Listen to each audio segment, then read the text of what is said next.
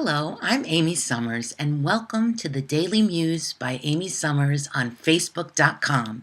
If you haven't yet liked the page, I encourage you to do so that you can keep up with my different writings, and also I will be posting videos of different stories that I perform. Now, this particular one was performed, I believe it was October 2014 at the Woodstock Writers Slam, and I did take third place. Unfortunately, they did not video the performance. So it's an important piece to me, and I thought I'd share it with you now. It's entitled Weathering the Storm. When thinking about tonight's theme, Weathering the Storm, I considered reminiscing about the 10 years I spent hitchhiking around this country and Europe with the Grateful Dead. Like when I hitched a ride with a trucker named Hugh, who kept one beefy hand in his cooler of candy bars and caffeinated soda and the other groping my knee. Instead, I'll tell you about the time 2 days after Thanksgiving 5 years ago. I intended to break up with my boyfriend after work and begin working with my brand new Overeaters Anonymous sponsor, only to be hit head-on by a drunk driver. I spent 2 years like a starfish in hospitals, rehabs, and nursing homes. I had 2 severely broken feet and a pulverized tibia. My femur impaled my pelvis, shattering it into 6 segments. The broken arm and wrist were really incidental. Right before impact, an internal voice reminded me that this was a pre-birth agreement. "You will survive," it assured me. I was fine until they peeled the front of the car off of me.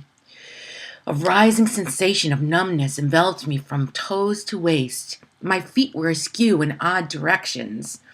Shoes ripped off, white bones popping out. I remained awake and calm during the helicopter ride to Albany Med. Once stabilized, the anesthesiologist placed a mask upon my face, and sleep had her way with me, while 5 surgeons worked on me at once. I had to give over complete control of my body to the nurses. My legs and pelvis needed to remain still. I was a snowflake, a lady Jesus on the cross, splayed out, unable to move. When weathering this type of storm, one must latch onto beacons of hope. Like Lyle, the West Indian custodian who swept in front of us critical patients' rooms, chanting incantations and prayers. Nurse Carmen and I conversed in Spanish daily. Actually, I could have been speaking in tongues given the amount of morphine I was mainlining through my chest pump. 5 months in, the nurses put me into the Hoyer lift, a giant body sling attached to a mechanical pulley. It scooped me up into the air like a wayward octopus in a sling and deposited me clumsily into my wheelchair. Eventually, I was taught to slide out of bed on my butt using my one good arm. I bumped along on a plank of wood, broken limbs jutting out in odd directions until I dropped into an electric wheelchair. Finally, I was free to cruise the hospital halls. I discovered an ornamental fountain in the main lobby where I'd sit and meditate. I found solace in the hospital's non-denominational chapel by communing with my own personal higher power, the one who had spoken to me during the crash. Suddenly, they yanked me off my hourly pain pills, unplugged the internal morphine port, and whisked me away via ambulance to a rehab, which was really a nursing home. I became paranoid that they were trying to poison me.